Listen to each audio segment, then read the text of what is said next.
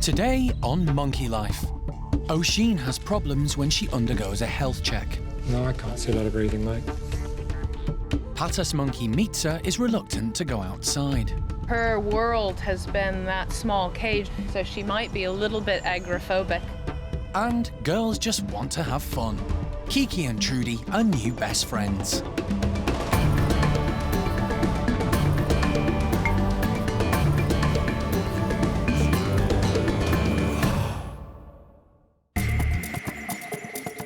Monkey World in Dorset is the largest sanctuary of its kind on the planet.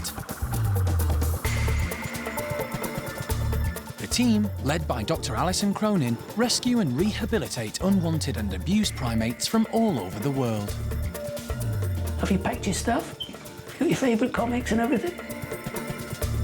The park is home to more than 240 monkeys and apes. The aim is to give them as natural a life as possible. Oshine has been at the park for a year now. She was rehomed from South Africa, where she'd been kept as a pet.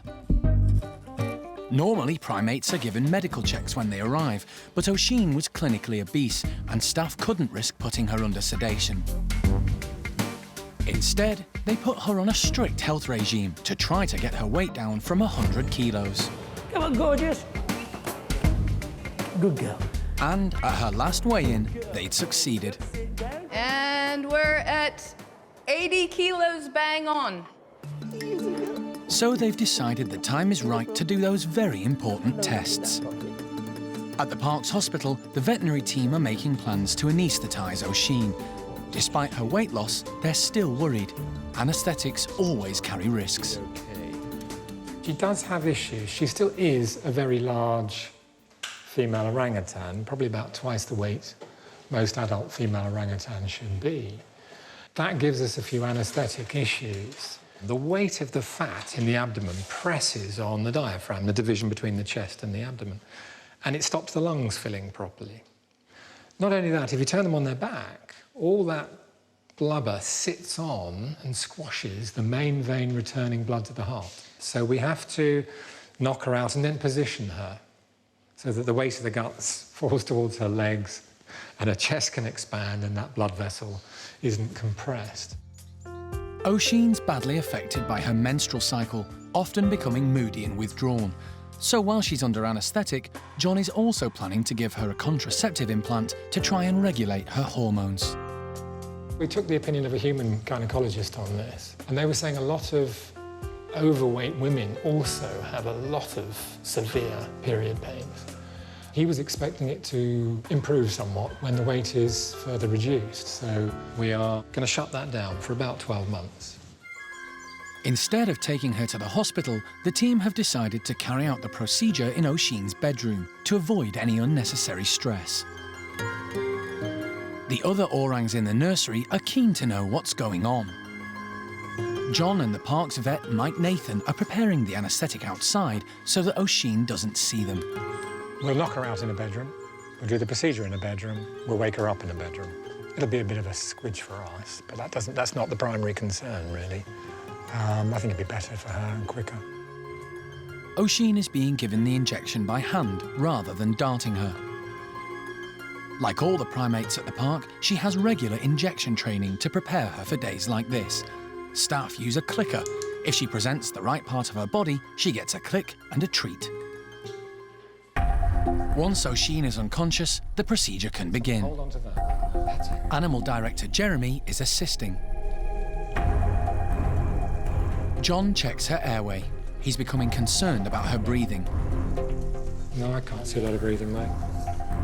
He decides it's too dangerous for her to lie flat. He needs to move her. That's good. What I want to do is basically turn her through 90 degrees. Keep the head roughly in the same position. Do it at the back of her arm, maybe. Head back. More wood will. Yes. Try that. Try that. Try leaning back. That's it. With Oshine in a more upright position, they check her breathing again. John continues to monitor her. It's the position she was in initially. She wasn't actually able to breathe at all. Mike, can you do the implant? The contraceptive implant is inserted just underneath Oshine's skin. It's difficult for everyone to work in such a confined space. They take some blood so they can carry out tests to make sure Oshine has no underlying health problems. With all the tests complete, John gives Oshine an injection to reverse the effects of the anaesthetic. This is a critical stage of the procedure. Oshine has to be in the correct position to make sure her breathing is not restricted when she comes round. Jeremy will stay with Oshine until she's fully awake.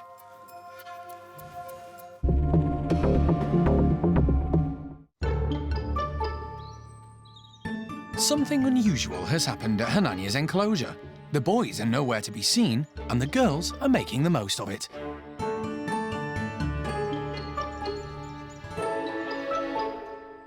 Without the rowdy males, the girls can have some fun without having to watch their backs.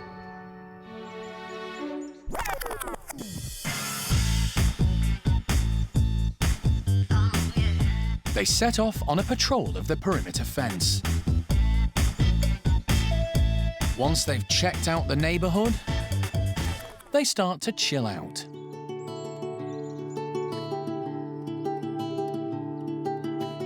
New girl Kiki, who was recently rescued from the Lebanon, has settled into the group well and has become particularly good friends with chimp Trudy. Trudy and Kiki get on really well. The first time they met, really, they seemed drawn to each other. Trudy is a nice, fun-loving animal, and she's obviously a lot smaller than the rest. She's got quite a special status within the group, where she doesn't seem to get involved too much in the politics, but she's never picked on either. So, you know, I think she's a nice, safe friend to have, and someone that's a good way of bringing you into the group. Like Kiki, Trudy led a very lonely existence before she came to the park more than 10 years ago. She was rescued after being badly abused by a circus trainer. We've seen Trudy and Kiki have some really great play sessions, and that's a nice side of chimp behaviour, I think, that we don't always see. So it's good when two animals bond and they seem to gel, that, you know, they have really good fun together. Play is a really important part. I mean, you obviously see it with the younger chimps in terms of sort of testing their strength and their boundaries and their abilities. But I think with the adults, it's some downtime where you're not worrying about the hierarchy of the group and sort of letting your hair down, so to speak, really. Obviously, it was something that Kiki was denied when she was on her own. So, you know, having that physical contact is really important.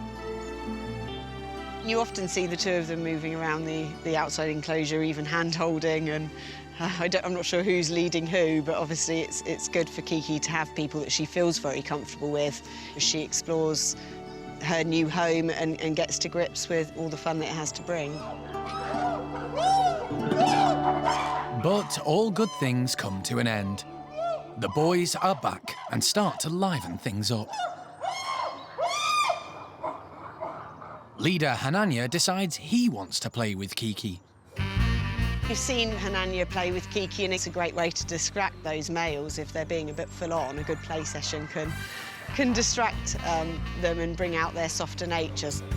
It's great that he's doing that with Kiki so early on, because she did struggle a little bit with him at the beginning and with the other males winding her up. So she seems to have gone through that process a bit quicker than some of the other animals that we've introduced into this group.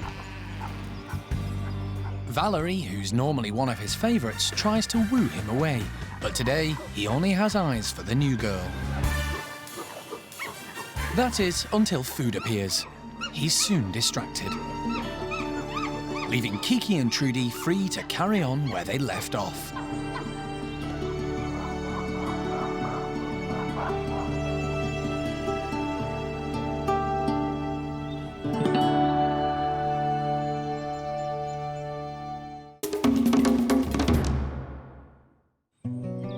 At the Siamang gibbon house, there's finally some good news.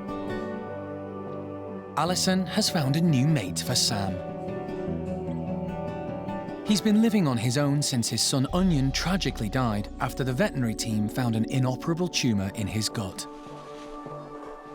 This looks bad, Alison. That's all right. Yeah, I'm very sorry.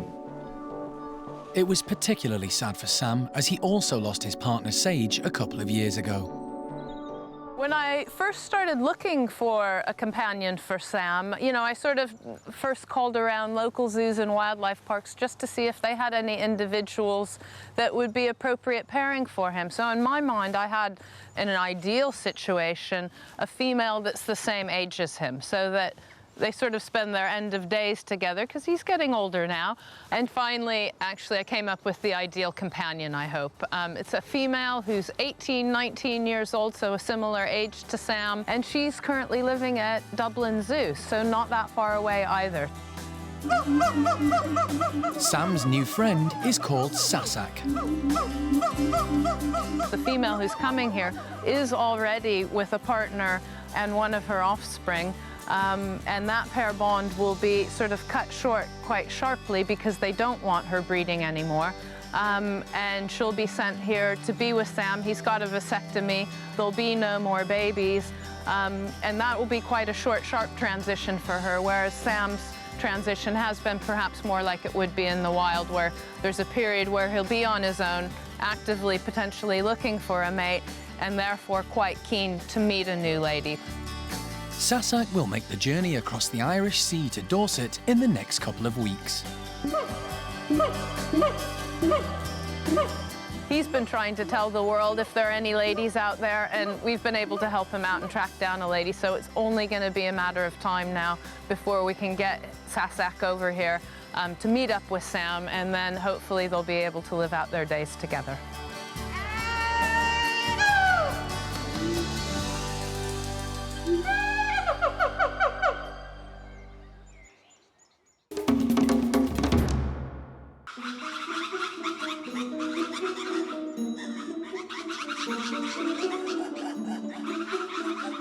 There's been a commotion at the lemur enclosure. The group led by Fennel and Kaya have been making rather a lot of noise. Out in their tree-filled enclosure, they're always on the alert for any forms of danger, just as they would be in the wild. They do what's known as an alarm call, and this is seen if there's something that they feel threatened by. So in the wild, it would be predators or maybe other lemur groups that are encroaching on their territory. Obviously, we don't have those same threats here at Monkey World.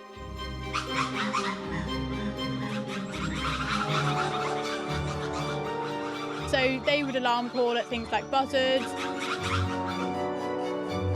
maybe a snake or a lizard that they don't particularly know what it is. We also have deer that walk around the fence line quite a lot as well. Most mornings you'll see the deer. That's not something they're really familiar with out in Madagascar, so they see them as a threat. They're quite big as well. In the wild, there are nearly 100 species of lemurs. At the park, there are just 2. The ringtails, recognised by their distinctive tails, and one ruffed lemur called Blue. She's a bit of a character. She's the only one that we've got of her type now. She doesn't get on with the ringtail that well. They sort of tolerate each other, but I wouldn't call them friends as such. They don't groom, they don't spend any time together, but they occupy the same space, if you like. However, when there are signs of danger, Blue sticks with the ringtails. If she hears the ringtails alarm calling, she'll come over and she'll actually join in with them as well. So this is their territory, even though they're not really a whole group because you've got the 2 different species, but they do all come together for that alarm call to defend their territory. In Madagascar, the different species of lemurs all live in slightly different environments. The enclosure at the park tries to replicate their natural habitat as much as possible. It's as near to what they would find in the wild as we can provide, really. It's just a piece of forest. There's trees, there's foliage where they can forage. We provide food for them, but all day you'll see them foraging on the leaves in the trees, and they'll eat the bark and things like that. So yeah, I think it's fabulous for them, and they can just behave in as much of a natural way as possible, really.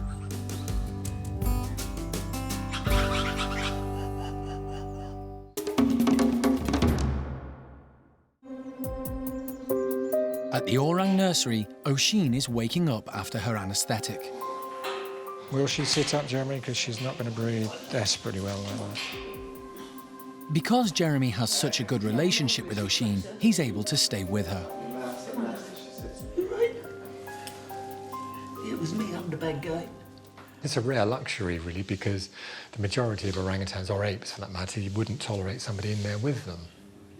Oshine's a bit different given her history, and it's terribly convenient for us that you can do that.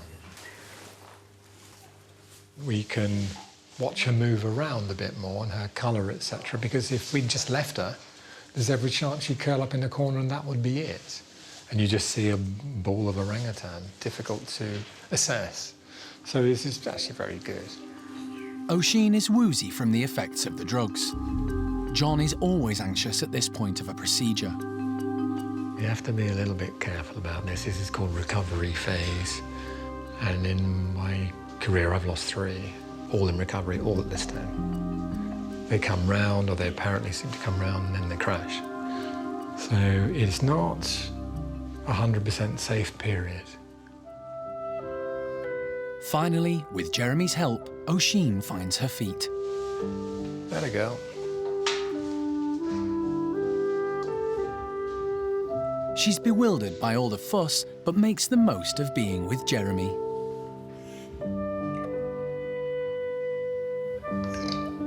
That's pretty. A few more whiffs of oxygen seem to do the trick.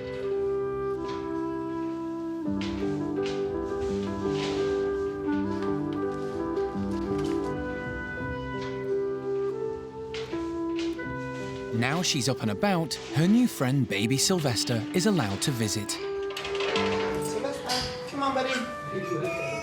Good boy.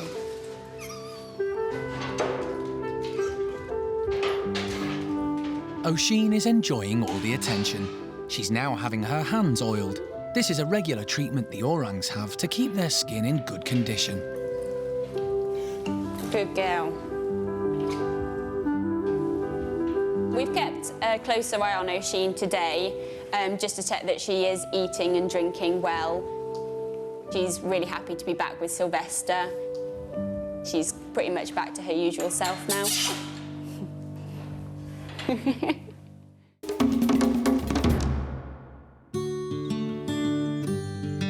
The park's first ever patas monkeys, Mica and Sissy Joe, are being allowed out into their new enclosure for the first time.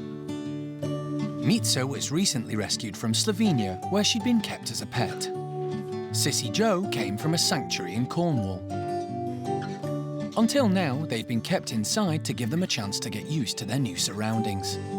Today we thought we'd try and relax things a little bit more and let them outside into their new outdoor area for the very first time. So it'll be very interesting to see because, you know, Mica really hasn't had the ability to move around freely for more than 3 years now. And both of them are in an entirely new environment. So it'll be interesting to see who's the bravest, who gets on with things, and who leads the way. Sissy Joe is unfazed and calmly begins to explore. She seems to have had no problems settling into her new home. We were a little bit worried about how she would adapt and whether she'd be frightened of men. Apparently she's a little bit skittish in the wind, all of these different things. But to be quite honest, you can see, you know, I've not known her that long. She's very happy walking on past me. It is a blustery day. Doesn't seem to be a problem with that. And she's getting around and exploring her new home. So it's really nice to see, and I'm hoping that Mica will sort of see that she's quite calm and relaxed about everything and take her lead and come out nice and slow. But Mica is more reluctant. She's had a lot to deal with over the last few weeks. Leaving her home and getting used to a new life with another patas monkey. She was kept in a cage in Slovenia because her owner couldn't handle her. Her world has been that small cage for 3 years, so she might be a little bit agoraphobic. So I'm hoping that, you know, Mica will take her time, but that she will get used to coming outside and follow Sissy Joe's lead very quickly. It will be only a matter of time because I said this about Mica when I first met her. You can see that she's a very stubborn and potentially spoiled lady. And I don't think there's any way on this planet that she's going to allow Sissy Joe to take control of this outside domain without having an opinion about it. So She's holding back right now, but I think it's only a matter of time. Finally, Mica decides to give it a go.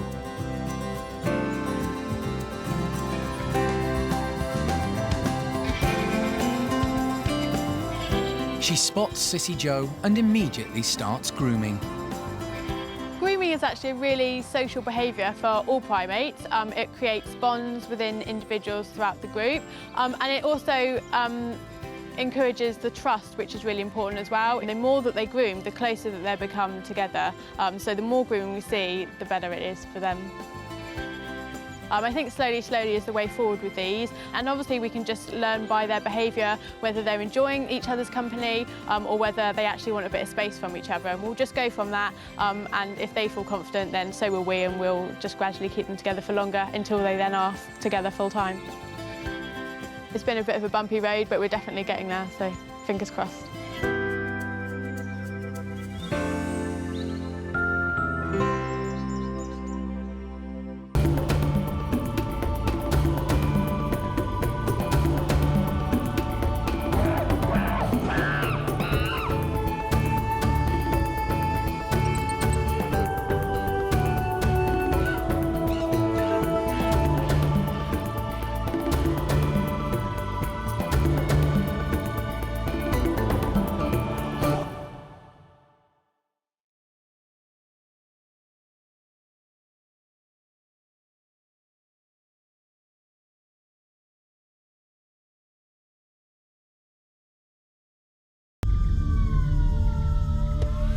Today, a world first on Monkey Life. Alison is in Vietnam on a groundbreaking mission to release captive gibbons back into the wild. Have we done everything we can?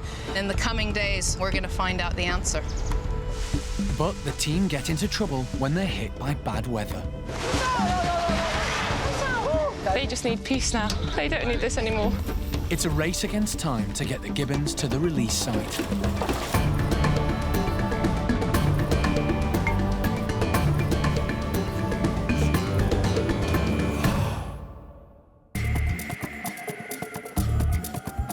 This is Dao Tien Rescue Centre in Vietnam. It's the sister sanctuary of Monkey World in Dorset, and the staff here dedicate their lives to rescuing and rehabilitating endangered Vietnamese primates. We just would like to make a nice life for the monkey. Alison has travelled 6,000 miles from the UK to visit the centre, which lies 160 miles northeast of the capital, Ho Chi Minh City.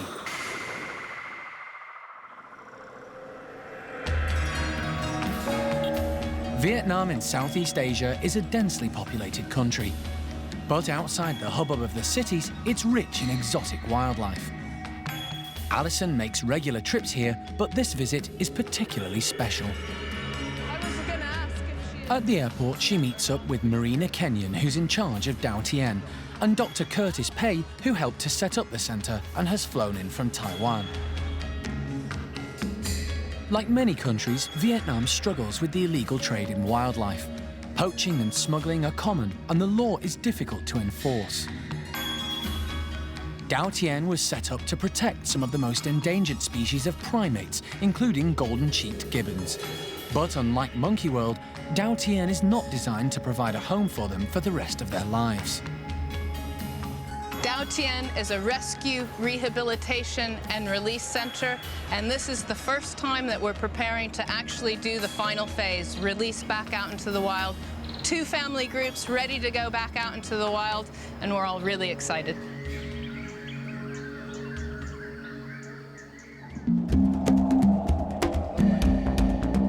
On their way to Dao Tien, Alison, Marina and Curtis decide to check out the site where the gibbons will be released. This is Vinh Cu National Park. The site was chosen because there are no wild gibbons here and few predators. The forest was obliterated during the long Vietnamese War, which ended in 1975, but it has now regenerated. So how far in here are we? 200 meters. Okay.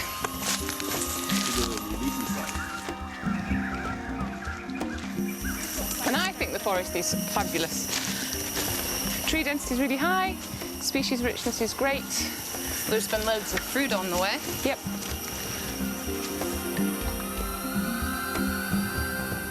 The two families of gibbons can't be released into the same area because gibbons are territorial, so two sites have had to be chosen a kilometre apart.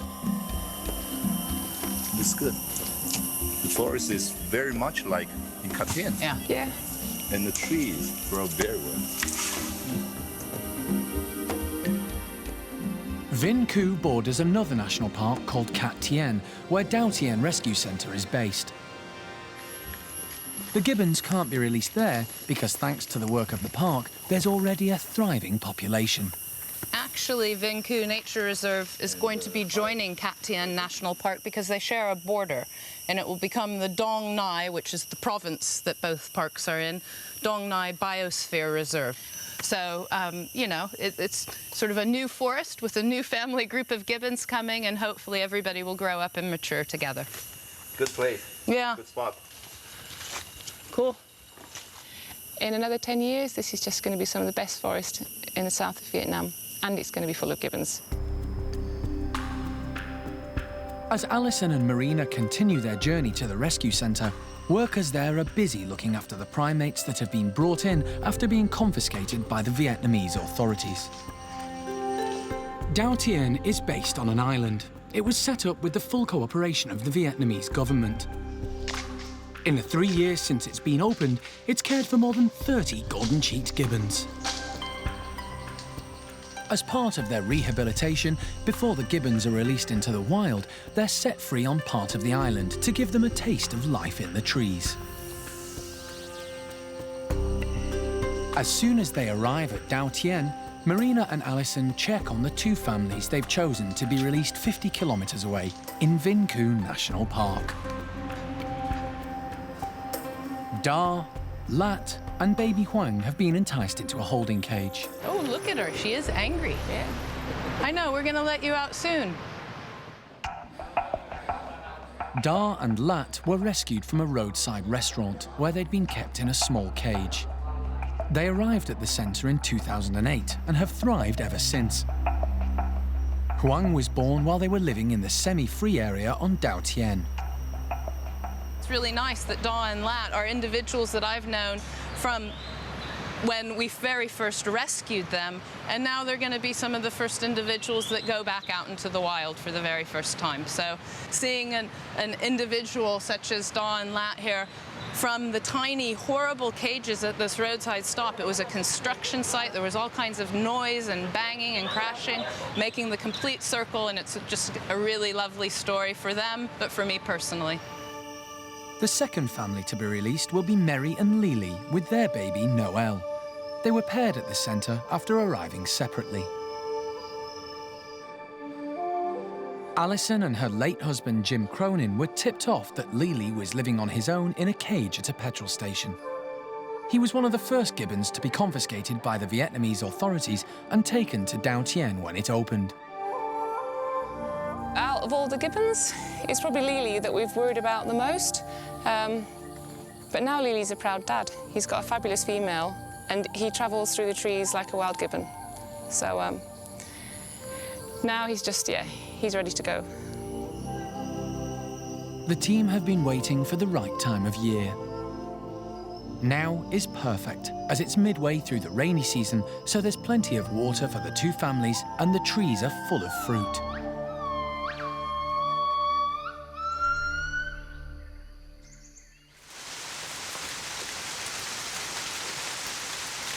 It's an early start for the team the next morning.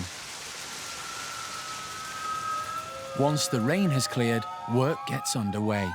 The gibbon families are going to be taken to the release site separately. Vet Uli Stryker is preparing to anaesthetise Da so that they can attach a GPS collar to him.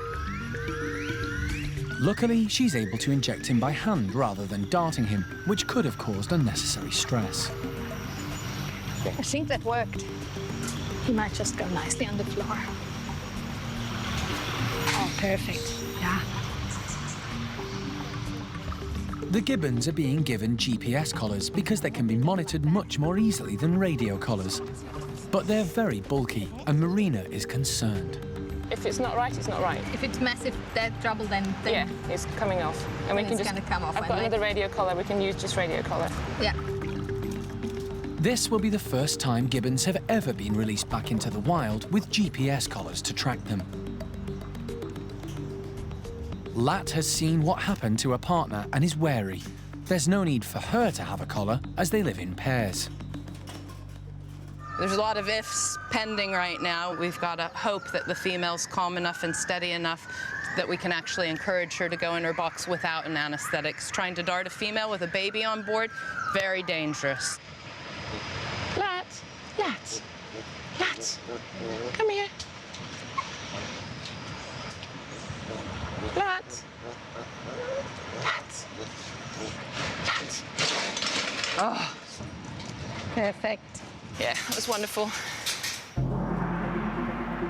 Dar and Lat have had to be separated because it would be too dangerous for them to go in one cage. The journey will be long and stressful. The first stage is to take them across the water to the mainland.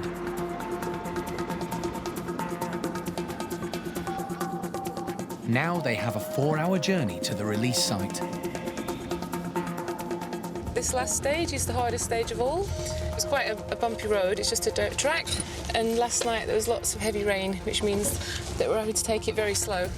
And I'm not quite sure how far we'll get before we have to walk.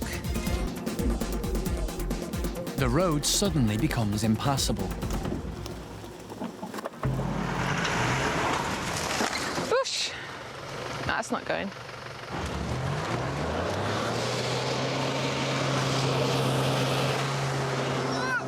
Despite all their best efforts, they can't move the truck. Marina is worried about the gibbons.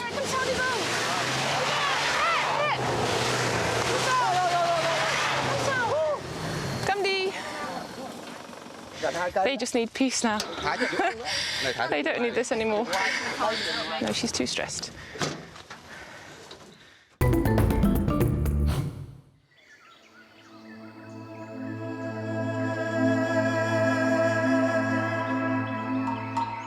In Vietnam, the team are on their way to Vinh Cu National Park, where golden-cheeked gibbons Dar, Lat and their baby Huang will be released into the wild. They've had to ditch the truck and now face a grueling 2-hour trek through the forest.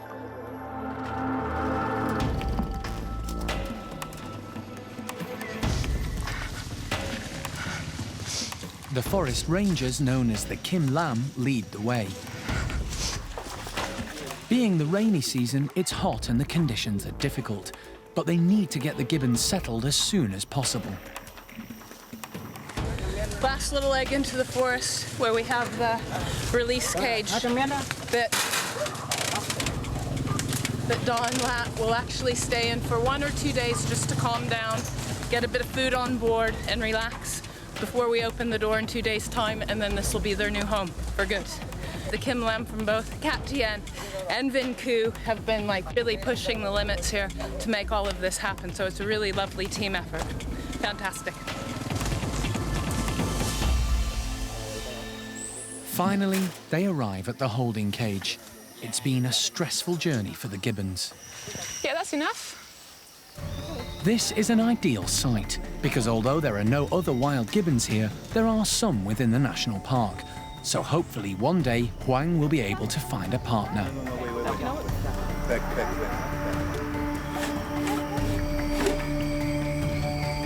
Okay, wait. Go south.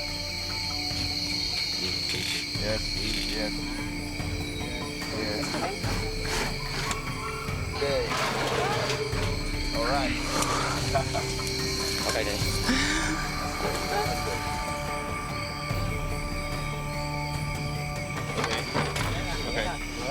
Okay. Push. We good? This project has been a long time in the planning and wouldn't have been possible without the support of local officials from the national parks. It's an emotional time for everyone. Yeah, really pleased. This has been a long road. I'm very happy. This is like my home, so. Yep. Yeah, and the same home with the gibbon, so. And Mr. Jim. Yeah, Mr. Jim too. Yeah. So. Fantastic. Thank you. Thank you. Congratulations. Thank you. Now it's, the hardest bit now. The team want Dar and Lat to have some time on their own before they're set free. And they want to make sure Dar is comfortable with his GPS collar. The release site will be maintained by the Kim Lam.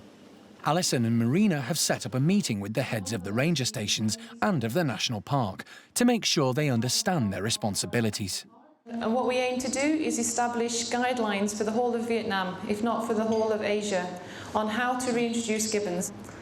I want them to understand the project, and more than anything, how to do things correctly. It's very important that they realise this is something very big and very special, so they can help motivate, organise the Kim Lam on the day-to-day patrolling and caring for, looking after, protecting Mary, Lily and Dar and Lat. So these are the key people, because these are the people on the ground in the forest. It's so important that for the next year we follow Lily's family and Dar's family to see if they survive, and this task is now yours. They have to now learn how to behave around the gibbons to make sure that they don't compromise them at all. They can't go under them, they can't go with food, they can't interfere with them at all. When I saw on the table, everybody had their notepad out and making notes on what to do. So that, yes, they took it very, very seriously, which was perfect. The next day, after another arduous trek through the forest, Mary, Lily and Noel have arrived at their release site, a kilometre away from Dar and Lat. But this time, a whole host of local dignitaries and press have accompanied them. With so many people around, stress levels soon start to rise. This is such an important project for the national park.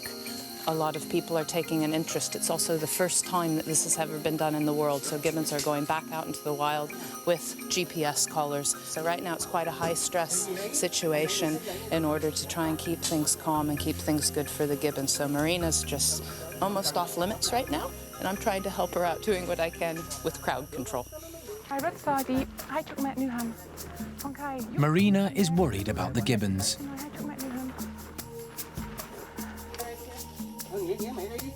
You wouldn't think it could be so stressful just moving a gibbon 50 kilometres, but it's usually so stressful. Mary is let out first.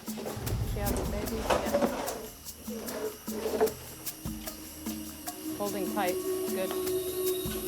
She was captured as pretty much an adult, so she has very wild instincts, and therefore even people just looking at her is difficult, and it's hard to tell everybody who's out here from the national park not to even look at her directly in the eye, because it freaks her out. So we really want her to keep tight hold of the baby, but so far so good.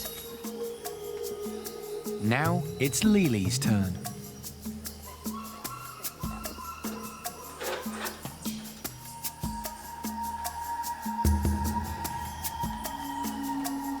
He goes straight up to see Mary.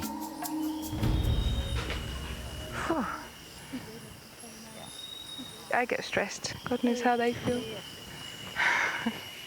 And now, though, they have to focus on trees and leaves, which is their world, not on cars and other stuff. With everyone gone, they can start getting used to the new sounds and smells of the forest.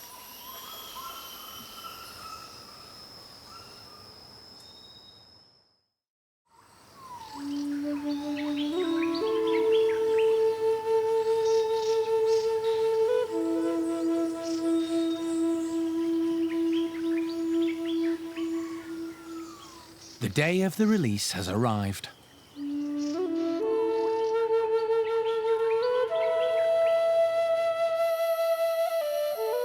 Dar, Lat and Huang are going to be the first family to be let out.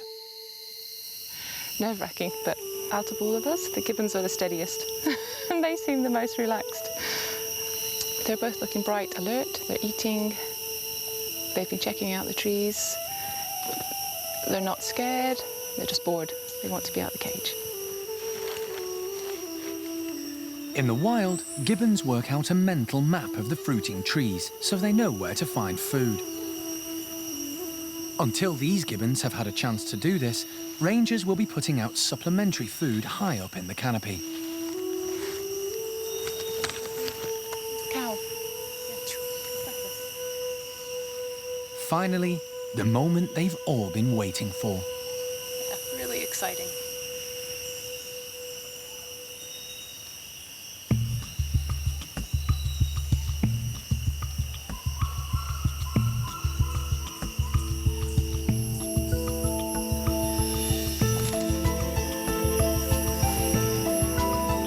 Dar is out. He waits for Lat. Then they're off.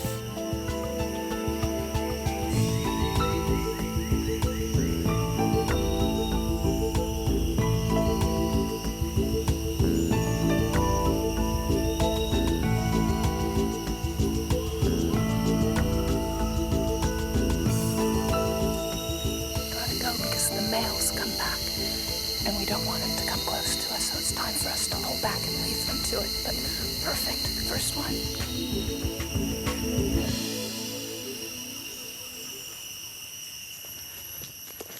With one family up and away, the team head towards Mary and Lily at their release site, a kilometre away.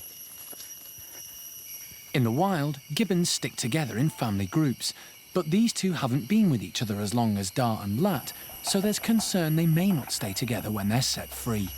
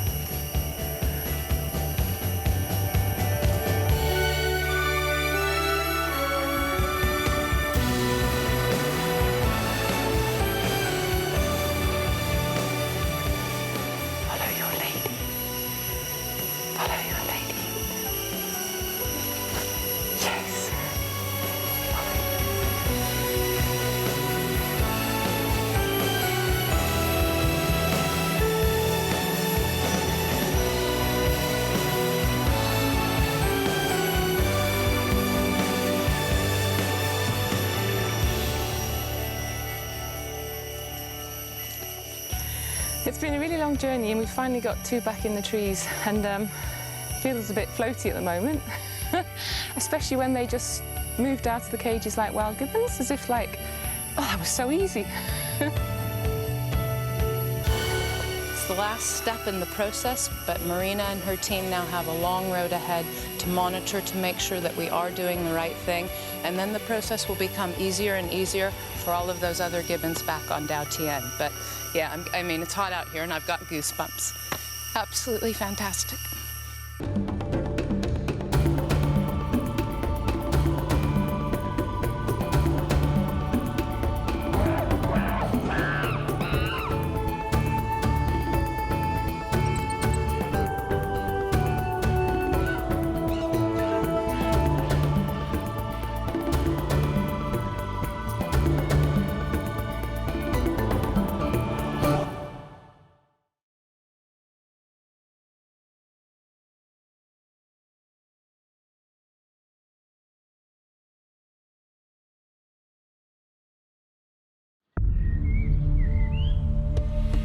This time on Monkey Life.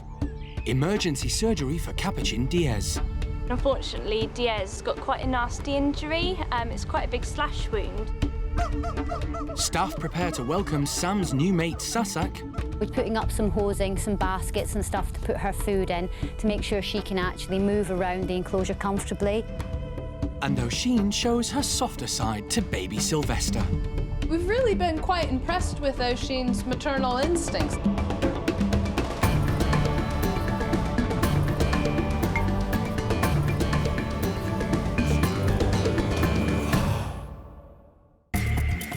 Monkey World in Dorset, buried deep in the English countryside, is the largest sanctuary of its kind on the planet. For 25 years, the team have been rescuing and rehabilitating primates from all over the world. We've really done everything we can to make her journey as smooth as possible. The park is run by Dr. Alison and is home to more than 240 monkeys and apes.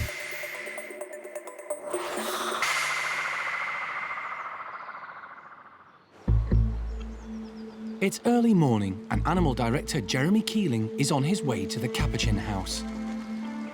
There's been an emergency. We were just sort of releasing the animals into the enclosure and we heard a scuffle in one of the bedrooms, and unfortunately Diez got quite a nasty injury. It's quite a big slash wound to his mouth. Diez is currently living with Bruce, Archie, Joey and new arrival Tao. But no one knows who the culprit is. We didn't exactly see who actually did it, but capuchin monkeys have very, very sharp teeth, so it can do a lot of damage. Diez is going to need the wound stitched. So over at the park's hospital, the theatre is being prepared. The plan today is to give him an anaesthetic and then to clean up and flush out and suture the wound. This kind of incident isn't uncommon among captive capuchins who are living in close proximity. We've had 2 or 3 of this nature on the cheek, you know, the Chelsea smiles. I'm pretty sure it was just an isolated, you know, just being in the wrong place at the wrong time, because there's no reason to think other than that. You know, you've always got bad guys and good guys in any group, family situation, and of course the more individuals you've got in that group, then the more chances of there being disputes. You just sort him out, stitch him up and back in the ring for another go. At the moment, the Capuchin team are in the lodge and they're just preparing Diez to go into the crate. He's actually had a pre-medication just to calm the nerves down. Jeremy has managed to get Diez into a box for his trip to the hospital. Cesar Sastre, one of the park's veterinary team, has been called in. This isn't the first time Diez has been in a scuffle, but he's never had such a serious injury before. The pre-med has taken effect. Cesar wants to make sure Diez is asleep before they proceed. He's quite dopey now on the midazolam. When I caught him, he wasn't. That's what I'm thinking. Well, let's give him a bit of gas. It's going to give us a good 30 minutes. Yeah? I'm going to give that up. At least have a look at him. It's going to be cut all the way through, so it's going to be on the oral mucosa, so on the inner part of the mouth.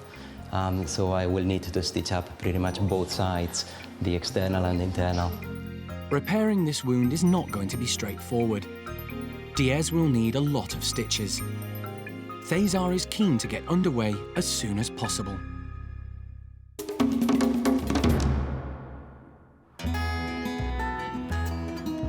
It's a big day for the park's only siamang gibbon. Sam is about to have some company at last. His son Onion died recently when the veterinary team found an inoperable tumour in his gut.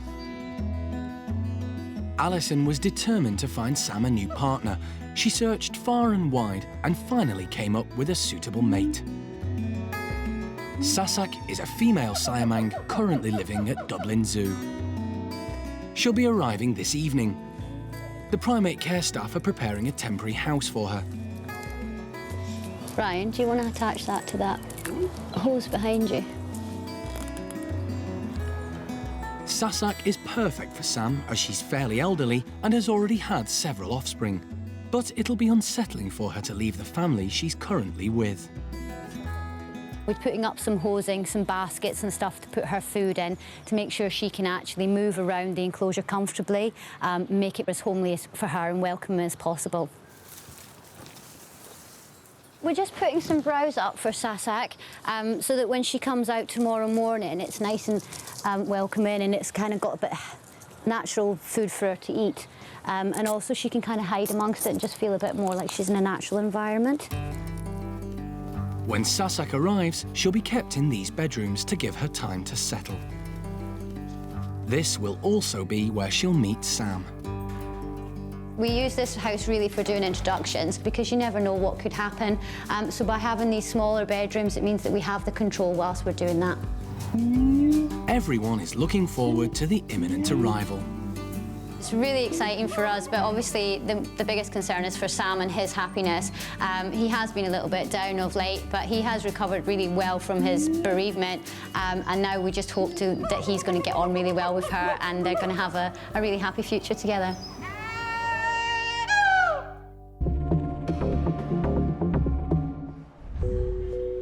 At the hospital, Diez is about to be stitched up. Early this morning, he suffered a nasty slash on his face when he got involved in a scuffle with the other boys. Like most of the capuchins at the park, Diez was rescued from Chile, where he'd spent all his life in a laboratory being used for research. He's very sleepy, so I think we can mask straight away. Yeah. The primates are only ever put under anaesthetic when absolutely necessary because of the risks involved.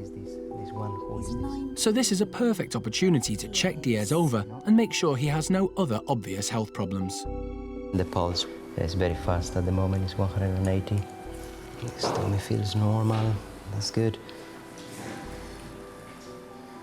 That muscle that you can see here is the masseter muscle, is the masticatory one, the one that you use to chew. And yeah, I thought it was going to be broken all along here, but it's not. So just stitch up that little hole that you can see in there, and then the skin all across is fairly clean. Surely we can clip it and clean it well. Penny shaves Diez because the area needs to be as sterile as possible to avoid him catching any kind of infection. It's actually a very fresh wound. It's just taking a few bits out here. And that is what I'm going to stitch up first. And we go layer by layer. So we go starting the deep area and then coming back. Cesar is using dissolvable stitches to avoid having to anaesthetise Diez a second time. This is an absorbable material, so it's going to be absorbed. So we are not going to leave any external stitches. It's a delicate procedure. Cesar is having to sew the muscle inside Diez's cheek as well as the outer skin on his face. 3 layers pretty much is what you have to do with these things, and you hide all the stitches inside. Ideally here you should put external stitches, but it's going to pick them as soon as it wakes up. That's the problem with these animals. But Cesar has thought of a clever way to stop Diez picking at his stitches. I'm going to put a couple, well, few external stitches for him to play. A distraction? Yep. Okay. Yeah, this is pure distraction for him to play with. So that's it. Okay, let's see how many of those external ones are there tomorrow. Huh? Yeah. With the wound successfully sewn, Diez is wrapped up to keep his body temperature from plummeting as he comes round. Anesthesias drop temperature a lot, and particularly the smaller the animal, the more chances to have problems. Cesar gives Diez an injection to wake him up. But the little capuchin shows no signs of stirring. The team are becoming concerned. Come on, Diez. He's still very sleepy. Well, you have to wake up now. Cesar tests for a reflex. Still nothing. Right, let's turn you around.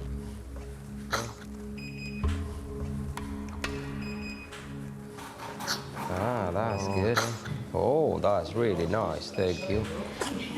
To everyone's relief, Diez starts to wake up. He's got proper reflex and he's breathing much faster now. The next few hours are critical for Diez. Jeremy and the team will keep a close eye on him to make sure he fully recovers and doesn't get into any more fights with the boys.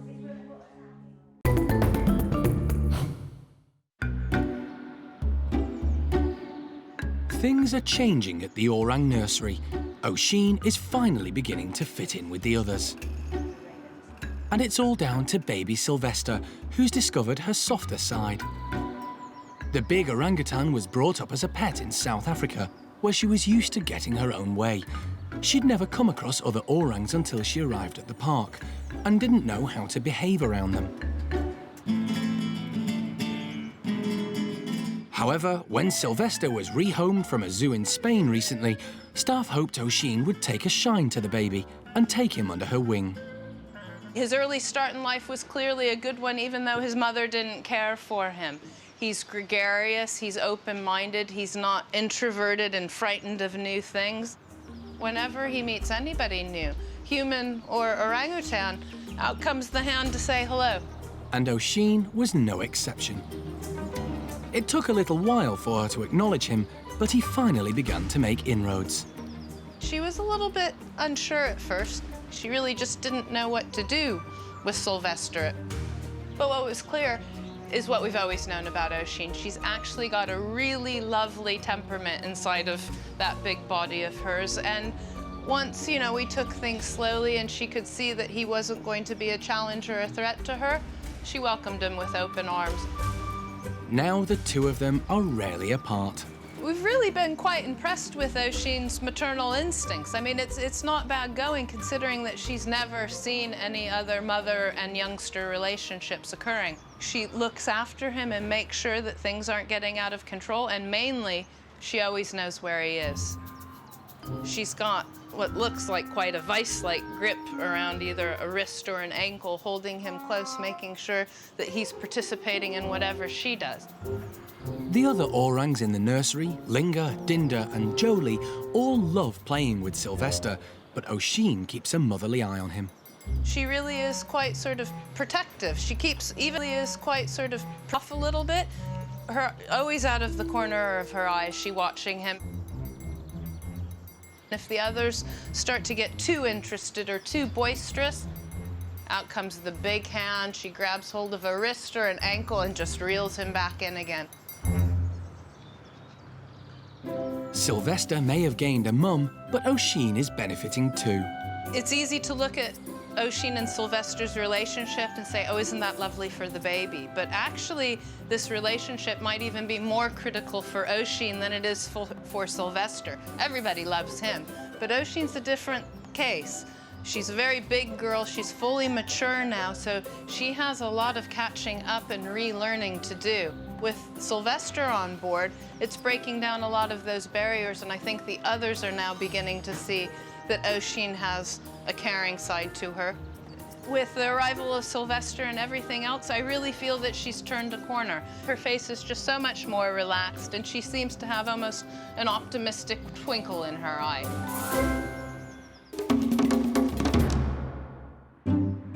Oshine isn't the only one who's been making friends. Another recent arrival has been settling in well and is about to go outside for the first time. Woolly monkey Sarah has been rehomed from a zoo in the United States.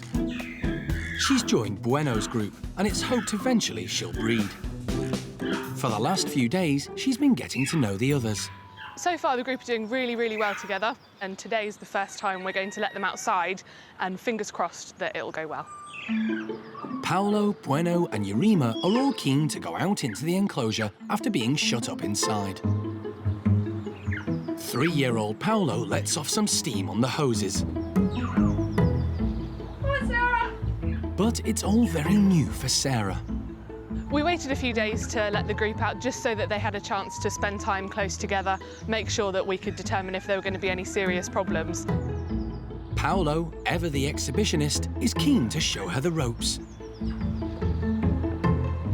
Paolo really likes Sarah and is spending a lot of time playing with her and enjoying himself. She does begin to follow Paolo's lead.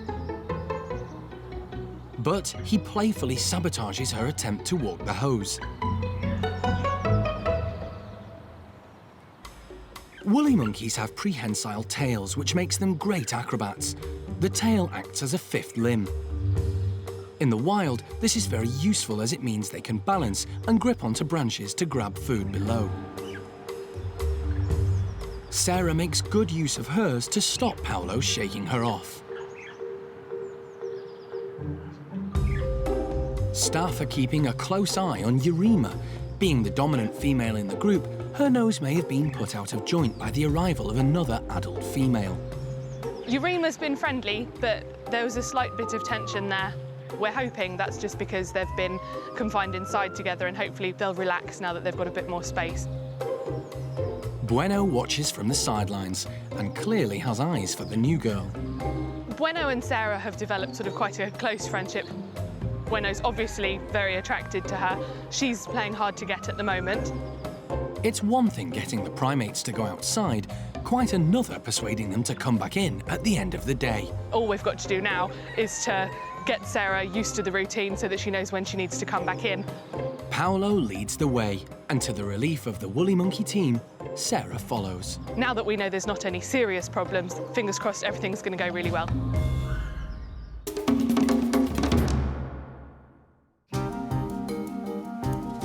Hi, anyone want some insects? Capuchin Monkey Diez has recovered from his anaesthetic and is now back with the boys. Earlier today, he had to be rushed to the hospital after keepers found him with a nasty slash wound on his face. They still don't know who was responsible, but doubt it was done deliberately. When we first got him back, he was obviously a bit groggy and things from the anaesthetic, but we've put him back in with a little group, so he's with Archie, Bruce, Tao and Joey. We wanted to get Diez back in with his friends as soon as possible. We do find that when they do start to pick up wounds and things, it's generally when they've got less to do and there's less animals around to keep them company. So we thought we'll keep him busy, he's got lots of friends to groom with, lots of rooms to go between, and hopefully that will stop him being focused on the stitches. Diez needed almost 20 stitches. He's obviously aware that there's something there. He keeps sort of every so often like just pushing at it or maybe sort of stretching his mouth out a bit, which is perfectly natural. It's obviously going to feel weird, but he's not actually, whereas some animals can be really focused and pick away at it, we've not seen him doing that yet. So hopefully he'll sort of carry on and just be aware of it, and then as the stitches dissolve over time and it heals, it will just be better for him. His sore mouth doesn't seem to have put him off his food. We've been offering him extra things like supplements of milkshake and rice pudding and things he likes, and he's shown no problem eating anything that we've offered him. Tao, Bruce, Joey and Archie seem pleased to have Diez back, and so far there hasn't been any more trouble. A few of them have sort of gone up and looked at his face a little bit. Whether that's just a friendly greeting or whether they're aware that something is different, I don't know, but they're not focused or sort of pulling at it, which is the important thing to us. Obviously, when we saw the wound, it looked really painful and we felt really bad for him because he was pushing a lot at his mouth and obviously really bothered by it, and it was obviously very stressful for him. So it's great that he seems less bothered now and is going about his daily business as normal.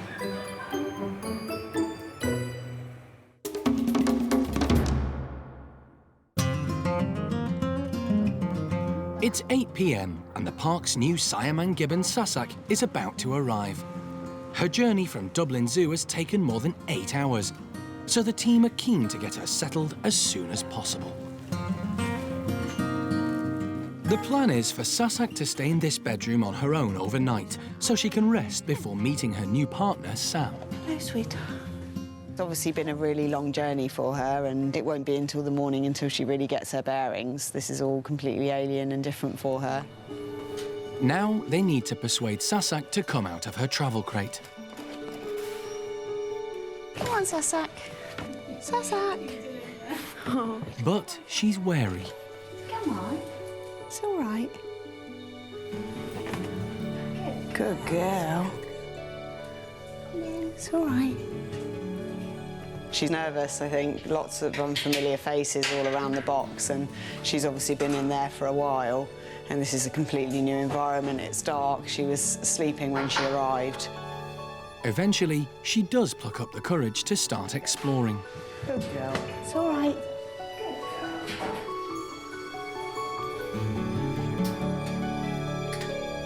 I think we'll keep it low-key now and just make sure she's OK, and then really leave her for the evening to get a good night's sleep.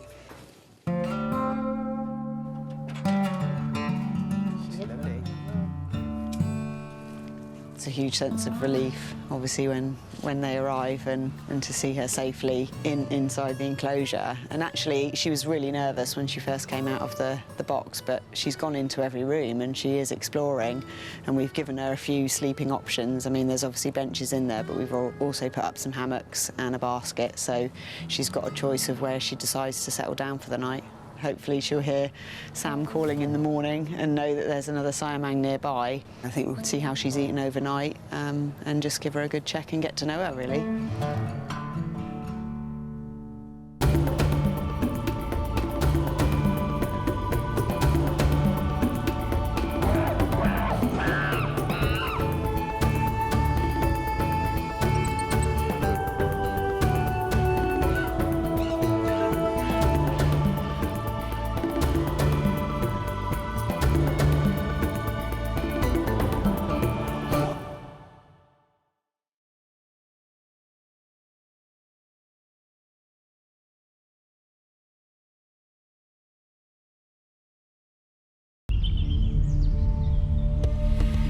Today on Monkey Life, Alison is in Liverpool to rescue a baby marmoset.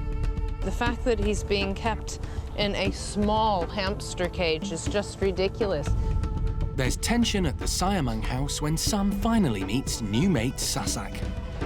I think we all want to get out of here now because it's getting upset. And Oshine shows the other orangs who's boss.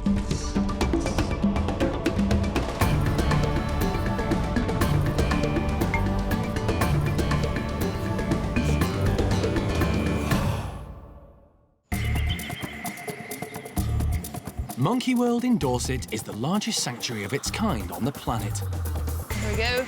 The team, led by Dr. Alison Cronin, rescue and rehabilitate unwanted and abused primates from all over the world. They're all going to have a chance to live proper lives again. Perfect. The park is home to more than 240 monkeys and apes. The aim is to give them as natural a life as possible.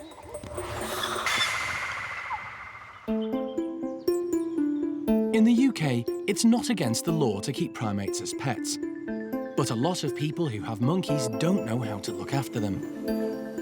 The park rehomes as many as it can.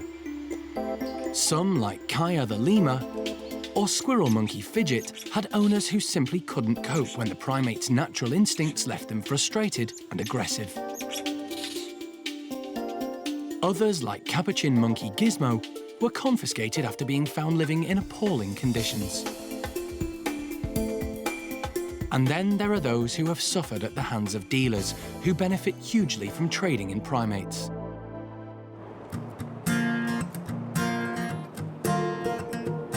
Alison is often called out in cases like these. Today she's in Liverpool because someone has reported seeing a baby marmoset for sale in a pet shop living in a tiny hamster cage. There is a legalized pet trade in exotic animals in Britain today. Primates feature quite a lot in this quote-unquote legal trade, but you know, most often I find that the animals are suffering and often fall short of the law in terms of the animal welfare bills that protect wild animals in this country. And often the dealers get so greedy that they simply start mass-producing animals, often without the appropriate paperwork, and then fall foul of the law in terms of the legalities of permits required. An officer from Merseyside Police went undercover to the pet shop to confirm the story about the marmoset and discovered the owner didn't have the appropriate licence to sell it. The police are now planning to go back to the shop to seize the marmoset and have asked Monkey World for help. Obviously, the situation that we have, if we arrive there and we find that there are primates that need to be seized to secure their safety, then they're the experts. I don't want to be doing that myself because I wouldn't know where to start. Armed with a warrant, the officers arrive at the shop. The sting involving Alison, the police and the RSPCA has been dubbed Operation Solomon. The owner has to let the police in, but not our camera crew. Half an hour later, they emerge from the shop. They've had a shock. The marmoset Rachel had seen wasn't there, but they did find something else. What we did find was a body in the freezer. It's not good news. I haven't undone it to see if it's the infant, if it's an adult, what it is. All I know is that I've got a small primate in a bag in the ice now that I'm taking back to the park and we'll post-mortem and identify. We're now going over to the chap's house. He's admitted he's got at least one other primate, if not more, at the house. One dead so far, and we'll see what else we can save out of this nightmare. The RSPCA accompany the police on raids like this because they're never sure exactly what they're going to discover. At the house, the team find the baby marmoset, along with 4 others. But the owner claims he's keeping them as pets, which isn't illegal. However, Alison is worried about the welfare of the monkeys. You talk us through your concerns. Yeah. And then we'll make a decision on what we need to do next. And if some of your concerns make us think that a veterinary surgeon should be called down to give us that certification for those animals to be removed, then we'll do that. Yeah. It's a tricky situation because the team can't prove the monkeys are being sold or kept illegally. They have to tread carefully to keep within the law. Even if this is meant to supposedly be temporary, you don't get the animals ahead of... I mean, that all might be very nice and acceptable someday, but what I'm seeing right now is not. Alison's concerned about the way the owner feeds the marmoset. She's seen him syringing food straight into the monkey's mouth, rather than letting the marmoset lick the syringe himself. This is dangerous because it could cause the monkey to inhale the food. Rachel decides they can confiscate this marmoset because of its inadequate housing in a hamster cage and because of fears for its safety. All right, let's get him into the warm. We have removed a baby marmoset due to concerns on two bases. We believe that there may be issues around the manner in which it's been fed, and secondly, the primary reason for seizing that primate was that we do believe at this time it has been offered for sale in an unlicensed premises. You're all right, little man. Unfortunately, they have no grounds to confiscate the other 4 marmosets. Alison is worried about their living conditions, but the RSPCA say they'll caution the owner and give him 24 hours to clean up his act. So for now, it's just one marmoset who's on the way to a new family and a new life at Monkey World.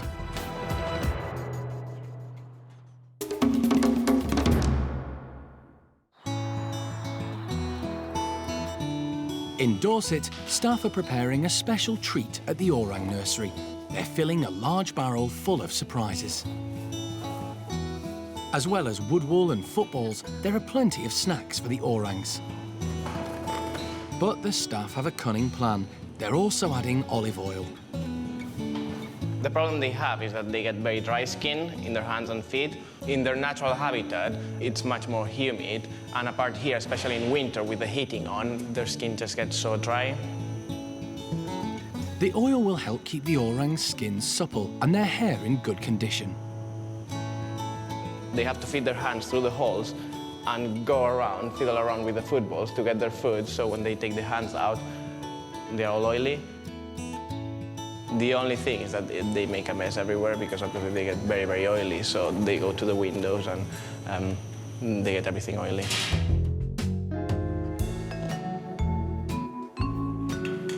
Whenever there's food around, Oshine is straight in there. And these days, baby Silvestre is never far behind.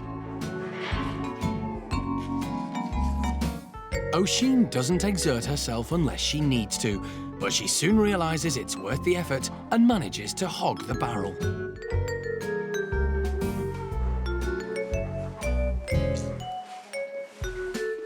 Obviously, Oshine is more dominant than the girls. It's her barrel, and then when she has enough, then all the girls can have a go. Oshine does allow Silvestre to have a few scraps, but when Linga tries her luck, she shoos her away.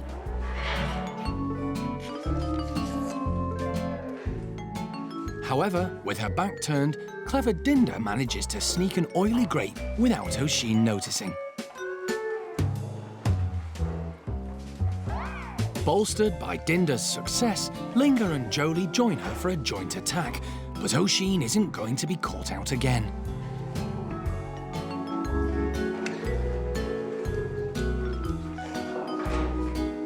However, all good things come to those who wait. And in her eagerness to get at the goodies, Oshine loses her grip.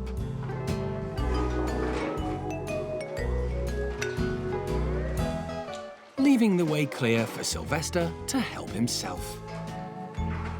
The girls are quick to take advantage of the situation too. Mission accomplished. They've all got greasy hands, and Oshine makes sure none of the oil goes to waste.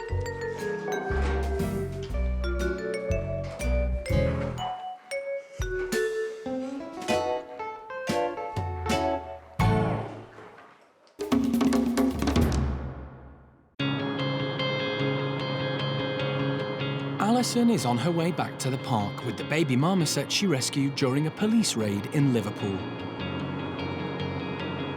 After a couple of hours, she stops to check on him. Come on, little boy. There you go. He's actually very mobile. And that was part of the problem that we were discussing there on site, is that whether the guy's been given advice or not on how to do that, the fact that he's being kept in a small hamster cage is just ridiculous. He's having to splay his legs out sideways to crawl over the top of the box, which is what he wants to do. And it's just appalling. I mean, anybody can look at this and see that this is simply appalling. Alison is upset that she's had to leave the other marmosets in Liverpool. Breaks my heart that I've had to leave behind a pair of very young adolescent Jeffroy's marmosets. And sat on top of their cage on the floor is in a tiny plastic carrier box a pair of still sort of adolescent common marmosets. Very concerned that those two pairs of marmosets don't actually stand very much of a chance of survival at all. We'll see. Hopefully this little guy will be able to live at the rest of his days with ours at Monkey World. I'm really sort of quite excited and pleased for him now. Hopefully tomorrow will be a new day for this little lad and he'll be able to live like a marmoset again.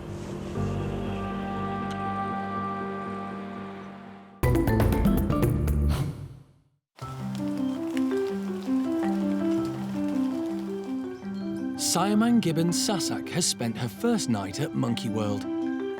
She's been brought over from Dublin Zoo as a partner for Sam. She's going to be probably feeling a little bit lonely and a little bit unsure. You know, it's all new faces, it's a new environment, but it's important to make her realise that, you know, this isn't going to be it for her. We're not going to keep her on her own. We have got a partner lined up, so we need to get Sam down here and do the initial assessment, really, of how they're going to take to each other and whether they're going to get on. Animal director Jeremy Keeling and the gibbon team head down to Sam's enclosure to collect him. It's really exciting and it's really the perfect outcome for Sam. I mean, obviously, when we started the search for a companion for Sam, the ideal would have been a female that was similar in age, and that's exactly what we've got. And he's such a sweet-natured male that I think he will put Sasak at ease. And if she is feeling a bit shy and a bit overwhelmed, hopefully Sam will make everything better. The plan is to move Sam to the house where Sasak is, because it's more suitable for introductions. It's all right, mate. No, don't do anything silly now, Sam. All right, Sam. Calm down, buddy. While they're getting to know each other, Sam's tree-filled enclosure will be updated and the fences secured, so they can both then move back. Sam, it's all right, buddy. Come on, mate. It's all right.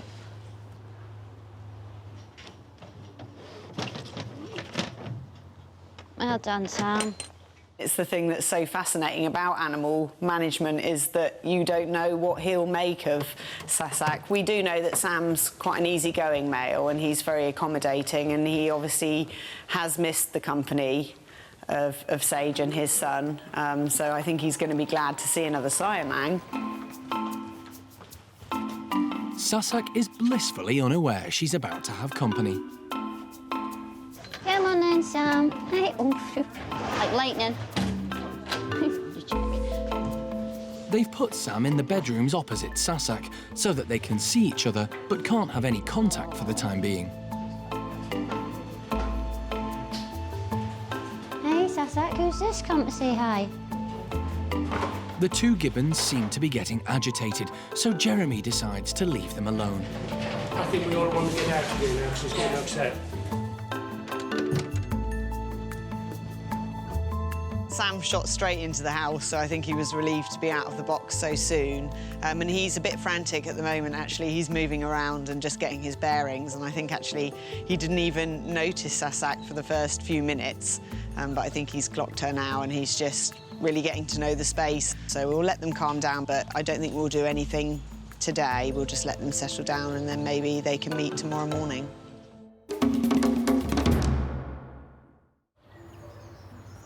It's unusually calm at the chimp nursery. Young Rodders is playing on his own. And Ash is fairly quiet too. But all that is about to change. Staff are constantly coming up with ways to keep the group entertained and make them work for their treats. In here we're just some plain pillowcases. We've put some straw and some exciting scatter items, and they've got like a prize whole fruit.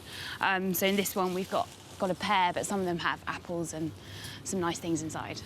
We like to try and vary the types of enrichment. This one's really quite successful in that they have to first of all, they have to open the knot to get to open the pillowcase, and then obviously there's straw in there, so they've got to filter through the straw to get to the scatter items, and then the bonus is they find the whole fruit as well. So it's lots of complicated things just to keep them busy, really. When we throw them out, obviously, it's a bit of a free-for-all because everyone will try and grab as many as they can. It's usually just Ash and Bryan that have to do a bit more running. As predicted, leader Sally immediately starts claiming the pillowcases, as does second-in-command Lulu. Being the dominant chimps, they're always first in line when there's food around. Bryan is keen to get his hands on one, but Sally's keeping a tight hold on hers. He then tries his luck with Lulu, but she isn't interested in sharing either. She may only have one arm, but that hasn't stopped her grabbing more than her fair share. Rodders has managed to acquire one, but to his disappointment, it's empty. Bryan then comes across another pillowcase, but realises all those treats have gone too. Desperate to get a piece of the action, he pursues first Lulu, then Sally. Ash isn't faring any better. The three youngsters have definitely come off worse today. Although Bryan's perseverance does pay off when he manages to steal Sally's leftovers.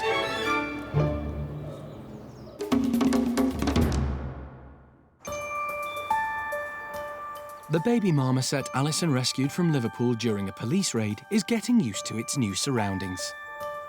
Actually, on the journey back home yesterday, I got to know a little bit more about him.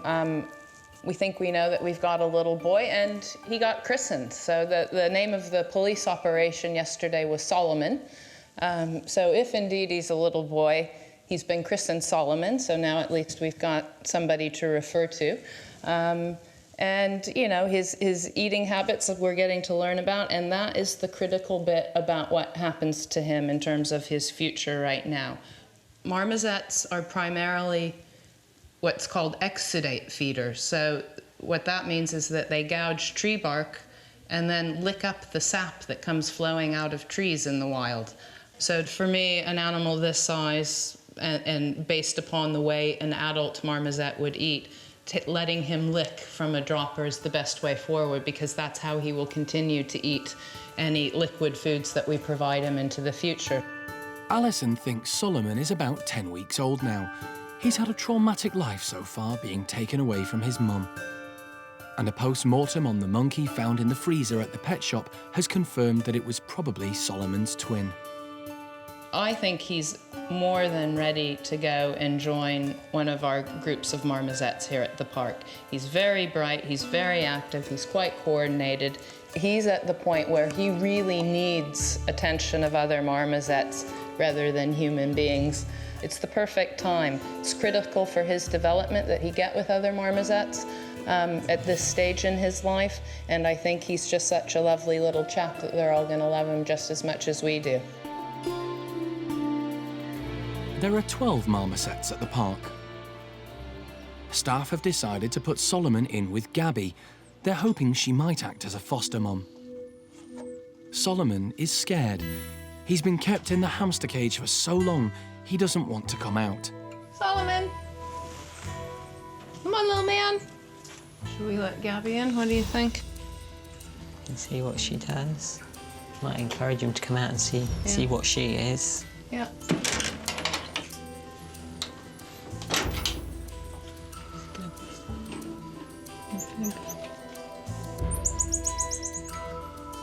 Gabby enters but keeps her distance, allowing Solomon to approach her.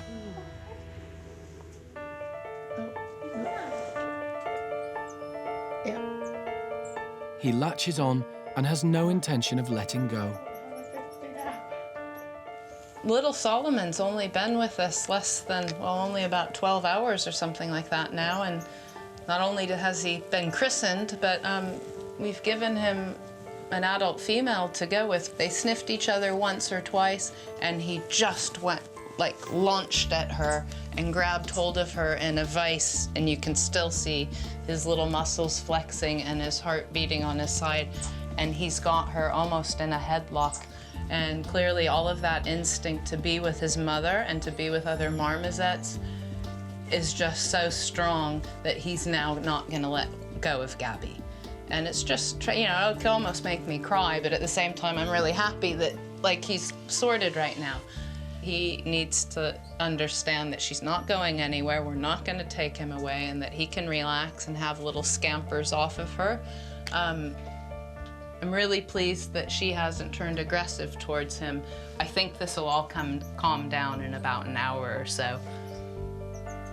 Oh, isn't that lovely? Little two faces side by side. He's just nuzzling up against her and loving her to bits. It's fantastic. Really lovely. It's a happy ending for Solomon, but not for the other 4 marmosets Alison discovered at the house in Liverpool. When the RSPCA went to check on them the next day, they disappeared. Solomon's owner was taken to court and banned for life from ever keeping a pet shop or trading in animals again.